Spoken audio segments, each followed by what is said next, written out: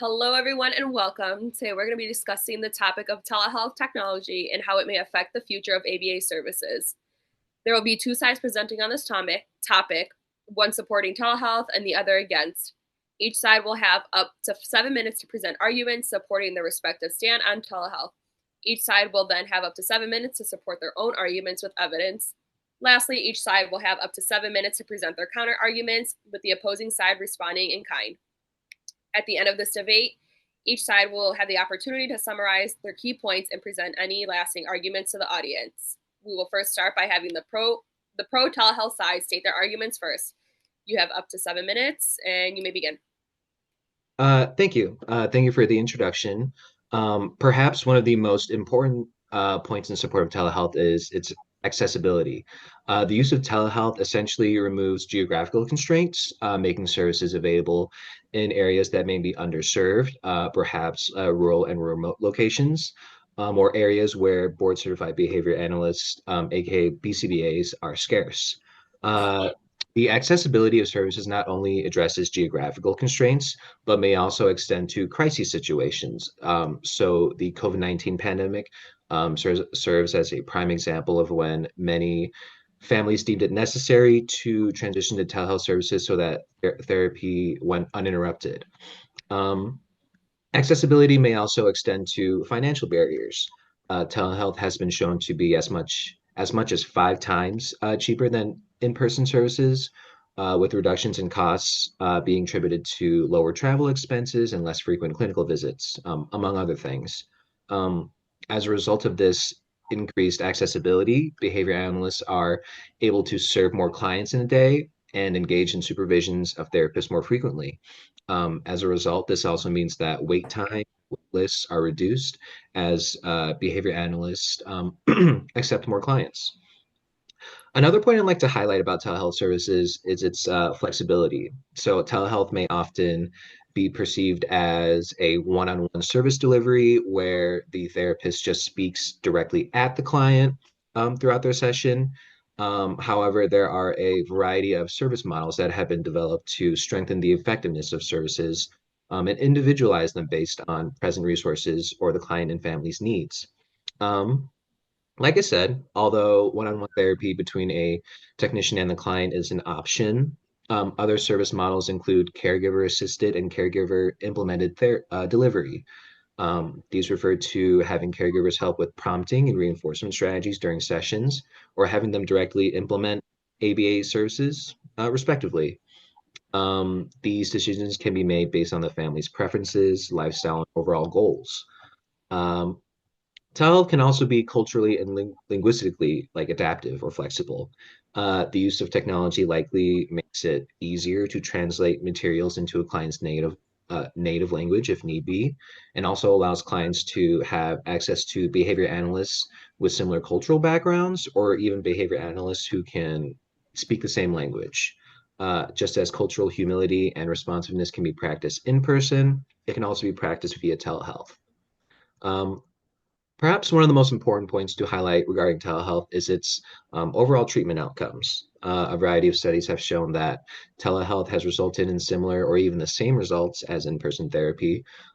Interventions such as discrete trial training and natural environment training, or teaching, I should say, two very common intervention strategies that have been shown to effectively teach new clients new skills, have also been effective through telehealth. Um, Providing services through telehealth likely means providing therapy in the home. With this, clients are able to receive services in an environment that they are familiar with, which helps prevent potential sensory overload that may result from experiencing new, perhaps clinical environments. And this familiarity often leads to reduced feelings of anxiety and therefore better engagement and treatment outcomes. Um, Telehealth also provides increased opportunities for caregiver involvement in services. So caregivers are able to feel empowered as behavior analysts are able to provide in the moment coaching and feedback, which increases confidence in caregivers as they attempt to implement interventions independently. As caregivers continue to kind of receive that coaching, this also increases the potential for the generalization and maintenance of skills as interventions can be implemented outside of services with therapists. Um, so those are all of our points, kind of stating the support of telehealth. Awesome. To highlight what the pro stater said, accessibility is a vital reason to support telehealth. This gives the clients more options and the BCBA more locations to provide services, even globally. Telehealth overall makes scheduling and sessions more flexible. Telehealth is also a lot cheaper. A big contributor to that is it eliminates traveling. This helps gap some of the financial barriers that some of the families may have. This allows the BCBA to also be able to take on more clients. While telehealth is viewed as a negative by many, it actually gives similar results as in person with some additional benefits that we covered. And now it would be the staters turn to go. So, on the con side of telehealth, we argue that it poses a threat to the integrity of special education and applied behavior analysis. Providing services through telehealth can potentially make it difficult to assess and implement procedures that collect reliable and accurate data, which directly conflicts with Code 217 of the BACB Code of Ethics for behavior analysts, which states that behavior analysts are to consistently ensure accurate data collection. There is also an increased risk to patient privacy and confidentiality with telehealth than in-person care. This is in direct conflict with codes 205 and 203 of the BACB Code of Ethics, which emphasizes the importance of patient confidentiality and documentation protection and retention. Another huge limitation to ethical and effective treatment via telehealth are the challenges it presents to engage with clients and adhere to a client's specific needs, which goes against the BACB Code of Ethics 201, which is providing treatment that is effective to clients. So overall, some cons of telehealth are the concerns of patient confidentiality, barriers to patient engagement, and difficulties assessing and implementing procedures to collect accurate data. We will now shift to our supporting arguments. The side supporting telehealth will state their evidence first. We have up to 7 minutes. Ready. Thank you.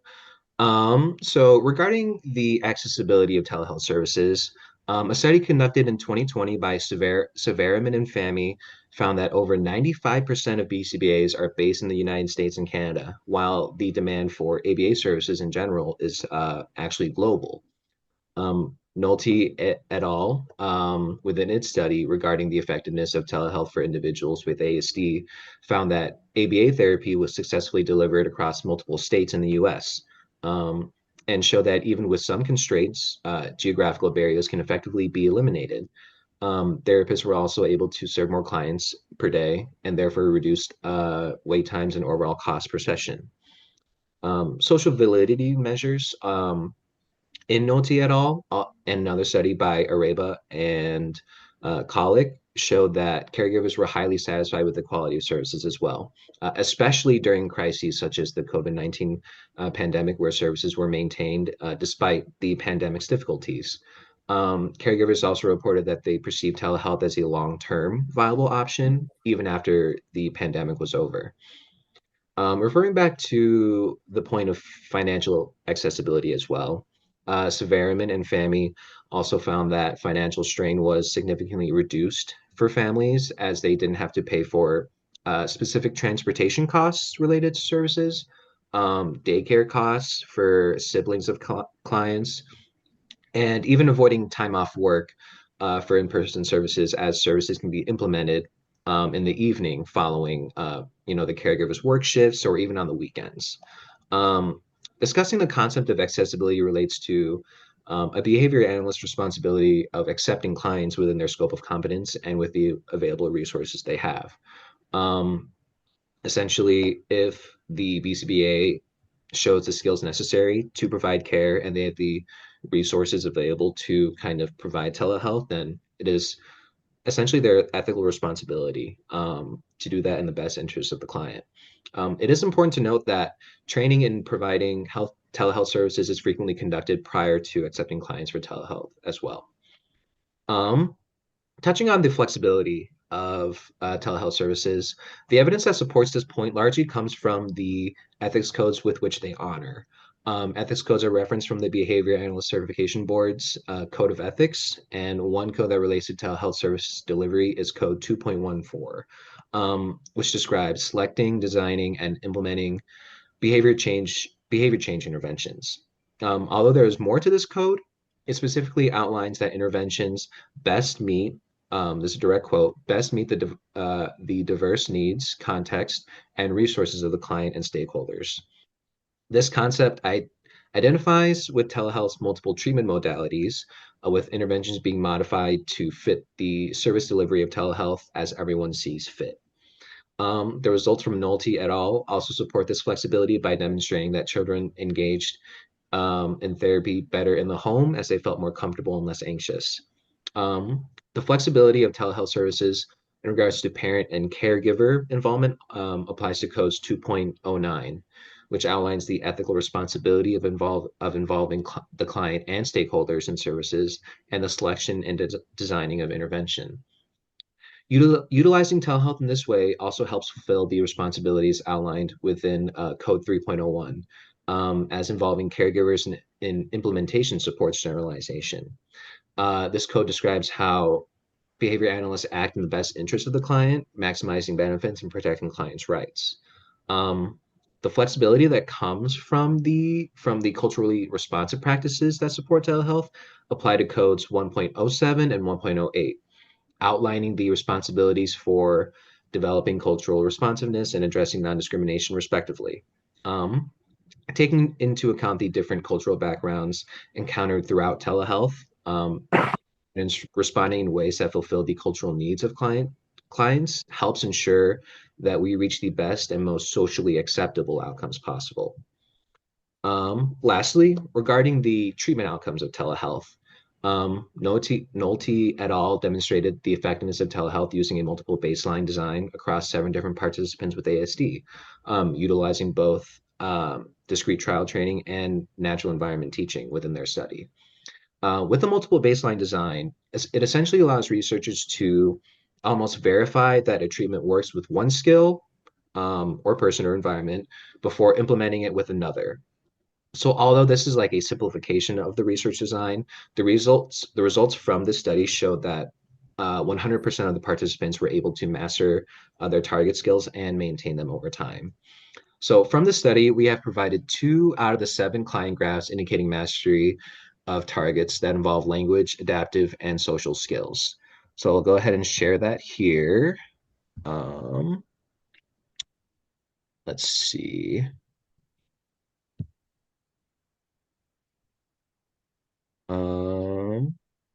So we're going to start with this graph here. If everyone is able to see it, if you guys can verify that you guys can see it too, just in case. Yeah, cool. we can. Yeah. So this first graph shows the results from one of the 2 children that we'll be referencing. A few key takeaways from this graph specifically. I don't know if you guys can see my mouse, but are the immediacy and magnitude of change between the baseline and intervention phases is quite large, jumping from 0 to at least 70% across skills. During intervention, data points show an increasing trend with low variability, and high percentages of correct responses were found to be maintained and generalized following the intervention phase. So very consistent data points throughout these interventions here. Referencing our second visual here, if I can just get this pulled up. Alrighty, so it looks like this one is, maybe I'll move it over here. So here's the other visual of our second child case. So this second figure shows a different client that clearly has more variability in responding. kind of indicating that perhaps the intervention through telehealth may not be as effective. However, as more sessions were conducted over time via telehealth, goals for skills did in fact become mastered. The criteria for mastery is likely 3 sessions with at least 80% accuracy, as you can kind of see within this annoyed phase.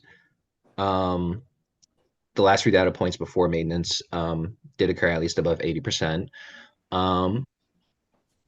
And with that, maintenance checks that were conducted following intervention for this phase specifically ensured mastery in the long term, as there was one session that contained accuracy less than the mastery threshold.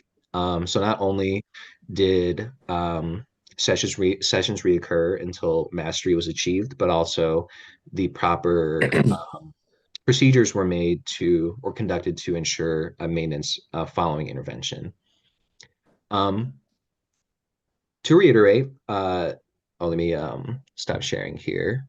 But to reiterate, social validity measures in all of our reference studies indicated a high satisfaction in response to telehealth regarding it as an effective alternative to in-person services. Providing telehealth services aids behavior analysts in adhering to the core principles outlined within the BACB Code of Ethics, specifically the principles of benefiting others and treating others with compassion, dignity, and respect. Collaborating with stakeholders to find ways to effectively implement telehealth services shows that we as behavior analysts are working in the best interest of the client. Acknowledging the choices of stakeholders throughout telehealth services, preventing discrimination from services based on diversity and socioeconomic factors, and promoting the self-determination of clients despite the lack of in-person services demonstrates that we can demonstrates that we act compassionately and with respect. So those are all of our supporting arguments in favor of telehealth. Yes, and to summarize that, we could say in-person and telehealth have shown similar outcomes overall, the similar results doing both of those. During a study by Arabia and colleagues, clients said they were as satisfied with telehealth during the pandemic, and they were happy to continue services throughout. Telehealth also makes us adhere to certain ethical codes that were mentioned. Stricter training and interviews can be held, ensuring more qualified staff who are also pro telehealth to ensure best quality treatment. Weekly meetings with families and weekly coaching for parents can also be implemented so that we could all be on the same page. Overall, telehealth is cheaper for families and a way more flexible and accessible way to do it as well. And now the con mediator will go. All right, so in order to back up our previous statements regarding the cons to telehealth, there was an article published by the Journal of Nurse Practitioners that physical functions, particularly fine motor skills, are more difficult to measure via telehealth than in person due to insufficient internet bandwidth. In addition, a study by Pew Research Center found that individuals of lower socioeconomic statuses tend to rely on the use of smartphones for online services rather than a computer or desktop, which makes it more difficult to view and understand a client receiving services. Another study published by the National Library of Medicine examining perceived barriers by the actual clinicians revealed that 84% of those providers involved in the study reported technological errors, which then affected their ability to hear and see their client during a session. These types of errors result in treatment decisions being made on faulty data. The American Psychological Association published an article regarding the ethical concerns of telehealth, which denotes that not all web-based communication platforms are entirely compliant with HIPAA and FERPA, and no mode of telehealth is bulletproof from being breached. It is a major ethical concern if providers are not appropriately trained and prepared to overcome these barriers to privacy and confidentiality in telehealth. When practicing telehealth, providers must take responsibility for ensuring compliance with these regulations, patient confidentiality, and system security at all times. A mixed methods examination of clinicians' perceived barriers to telehealth, published by the National Library of Medicine, showed that a majority of clinicians reported challenges in maintaining client attention and implementing intervention strategies depending on client characteristics. For example, a client that is minimally verbal and engages in high frequencies of elopement may have needs that cannot be adequately met with telehealth. While cost is an important consideration, I don't think that it should be considered over effectiveness of intervention and quality of care. Below is a table from an article, Ethical Considerations When Delivering Behavior Analytic Services for Problem Behavior via Telehealth by Romani and Schultz, supporting ethical guidelines related to concerns of telehealth services. As you can see, it discusses specific implications in the ethical codes that they relate to. And now to the con mediator. Thank you, Faith. So from the con points stated, technology issues pose as a barrier. From a study by the National Library of Medicine, clinicians reported troubles with connection to be able to see and hear the client. Many web-based platforms are also not protected by HIPAA or FERPA. Many clinicians also reported difficulty meeting client needs. So with that being said, and the con points kind of being summarized, we will now shift the discussion to the counter arguments. So the side supporting telehealth will now have the opportunity to refute any statements presented by the opposing side and allow them to respond in kind, and you will have up to 7 minutes. All right, so the first question we had, as you've listed and described the difficulties with implementing telehealth, one question that we pose is how can you ensure that personal biases, perhaps about the effectiveness or feasibility of telehealth, are accounted for and don't affect your decisions to refrain from using telehealth? I think this, or we think this personally just depends on the BCBA. If you're kind of a BCBA who agrees with telehealth, then maybe it is a good route for you. But if not, maybe offering the family alternatives such as another BCBA who is more fluent with telehealth. This can ensure that the strength of a telehealth BCBA is being implemented for quality care for the patient and personal biases are not interfering from those who do not really agree with telehealth. We believe that a BCBA working in telehealth would be kind of in it for the right reasons and supporting those ethical guidelines. However, to decrease the odds of this happening, we could hold more strict interviews for the physicians and send weekly updates to families to ensure that they're satisfied with the overall service, as well as providing weekly coaching for online for the parents to be able to implement services at home as well. Overall, we would argue that a BCBA should conduct an objective cost-benefit analysis of providing telehealth to a client based on mostly the consideration of the client's specific needs. Yeah. Answers your question. Good answer. Good answer. To follow that, regarding the risks to confidentiality, do you believe that the risk of confidentiality outweighs the benefits that come with telehealth? Within person services, breaches and confidentiality are also a risk by spreading personal health information to word of mouth, perhaps to friends and family. Confidentiality risk definitely does not outweigh service in clients' overall medical necessity. However, as a field overall, whether therapy is being practiced via telehealth or in person, our role as clinicians must be to be aware of HIPAA and client dignity and really enforcing confidentiality. So the service is a medical necessity for a patient, and as BCBAs, one must protect the client regardless of where the practice really is being taken. I agree. It is more of an expectation on the provider to make sure they have adequate training on the provision of services so they can minimize all of these risks without compromising privacy and confidentiality. Okay, valid. We will now give the opposing side the opportunity to refute statements made by the supporting side and allow them to respond in kind. We'll have up to 7 minutes as well. So one of our first questions for the pros of telehealth are, from the points you've made, we've kind of gathered that one supporting argument of telehealth is that it is overall more accessible and flexible for families. A question that we have is, what if the family does not have easy access to technology? Yeah, so that's a great question.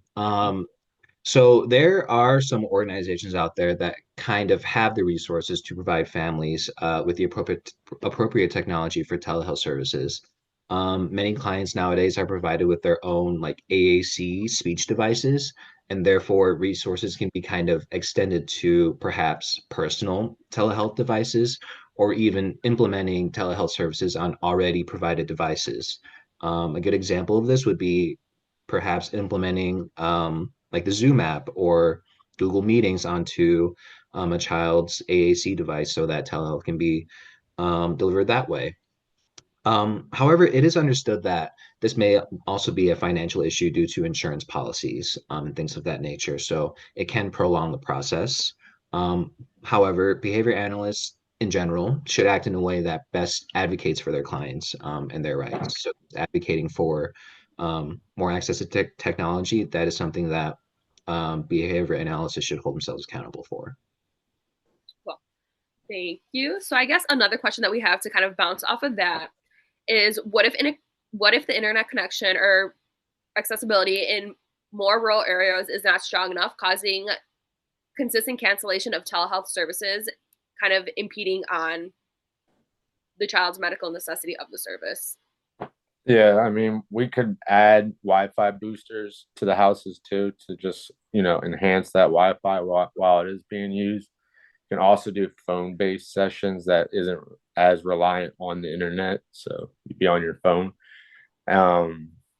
We can also provide troubleshoot options in case we run into issues that they could follow. And I'm sure we could also have like a support line available that they could call and be walked through, that type of thing. Yeah, and on top of like those lower tech options, another thing that could possibly be implemented is like training sessions on media literacy and technology literacy prior to engaging in telehealth services.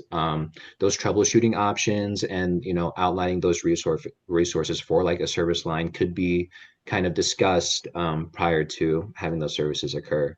So there's just a few ways we could be proactive about that. Thank you. Another argument that we would like to counter are the benefits to telehealth being provided in familiar environments for the purpose of cultural responsiveness. How would you help support the patient to practice and generalize skills in unfamiliar areas or environments? Yeah, so Nolte et al. Actually demonstrated generalization of skills across family members. So this kind of shows potential for caregivers to implement interventions outside of services that occur with the therapist and outside of the home. For example, if elopement was a behavior that was targeted within the home, maybe caregivers are at a point where they're able to independently implement interventions for elopement, like at the grocery store, or teachers may learn this and be able to even perhaps implement it at school. Regardless, it kind of serves as a more natural means of learning when caregivers implement interventions in those unfamiliar environments. And telehealth is the nature of telehealth allows quick access to people. So if there's any the moment coaching that they might need, then perhaps they can contact the relevant parties to do that. Another question that we kind of pose is, how would you ensure that modifications made for treatment, as you kind of explain, modifying training styles to align with cultural norms, are generalized and continued across other environments or stakeholders to ensure treatment fidelity? If it came down to that, the company could hire language therapists too to translate any barriers that there might be presented to ensure that we can get to that. Yeah, kind of touching back on like our culturally responsive practices. Not only can we search for therapists that um, kind of fall within the same, what's the word, language, I guess. Also just putting clients into contact with therapists who have similar cultural backgrounds or things of that nature. In terms of treatment fidelity, that can be maintained through our own responsibilities in practice and in supervision when it comes to ethical considerations. Treatment fidelity may entail writing out manuals or standards for implementing intervention and engaging in more comprehensive supervisions where coaching is conducted for caregivers and therapists. So yeah. And then our last kind of argument is from the Nolte article. Again, although new skills, you mentioned new skills being taught through telehealth. How can we ensure that that they're generalized? Although you just kind of answered that for us. But what if a patient does have higher behavior needs and which pose as a barrier to learning? How would you guys kind of support a therapist or family member to reduce these behaviors so that new skills can be taught during these telehealth sessions? Yeah, just to reiterate, we could conduct weekly coaching and services for the parents at home and hope when we're not there that they can carry it out throughout the week and continue our services. And then I guess our last statement is that you guys had stated that telehealth is more flexible for families, but what about the flexibility for the therapists that are providing the service? What if a therapist, initially is okay with the travel to those areas that are a little bit more out, but it becomes a little bit too much for them? How would you guys kind of proactively tackle therapist turnover to ensure that the patient is receiving quality service and not canceling sessions due to therapist travel? Yeah, no, these are great questions. A good amount of these questions I feel like can be answered with simply like careful collaboration with stakeholders and colleagues.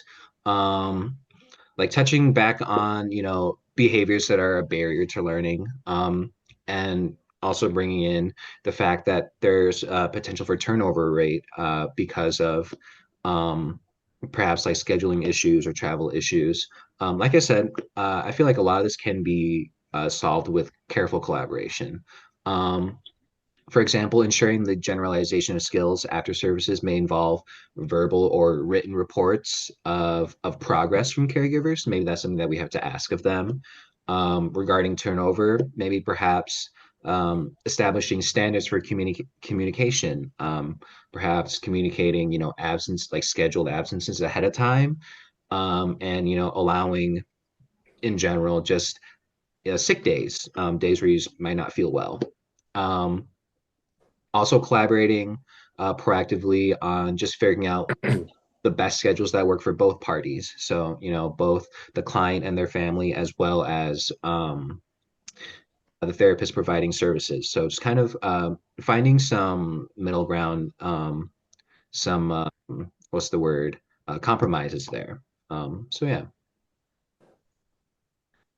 We will now have each side summarize their key points and provide their last statements to the audience. So, conclusion. For the pro side, overall, telehealth is more accessible, it's more affordable, and it can help more clients faster. With similar results as in home, what is there not to like?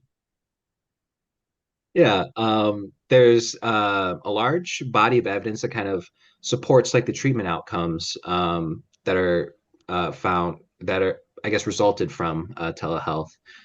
There has been a push for individualizing those services and making sure not only do they meet specific client and family needs, but also cultural needs and things of that nature.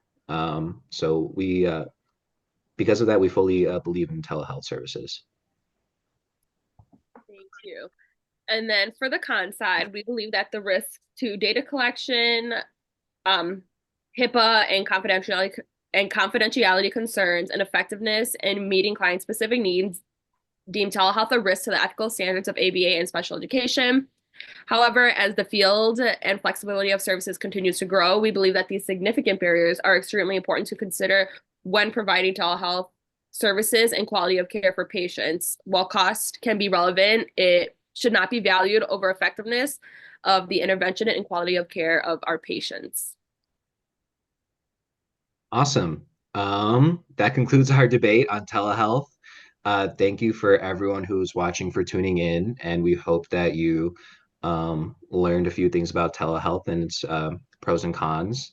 And we look forward to seeing you guys next time. So Good job, Nice everybody. work, take care, everyone. everyone.